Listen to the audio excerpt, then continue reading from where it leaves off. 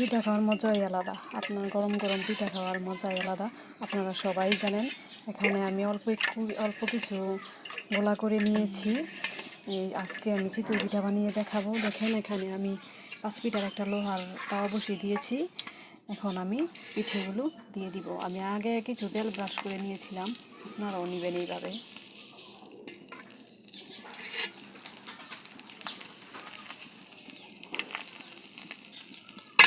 এখন আমি ঢাকনা দিয়ে ঢেকে দিব।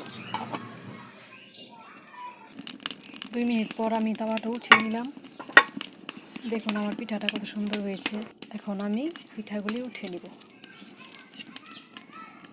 দেখুন আমি পিঠেগুলো উঠিয়ে নিয়েছি। দেখুন কত নরম ফুলকো হয়েছে, আর নিচ দিয়ে পুড়েও যায়নি। একটা পিঠা আমি ভেঙে দেখাচ্ছি। দেখুন কত সুন্দর হয়েছে।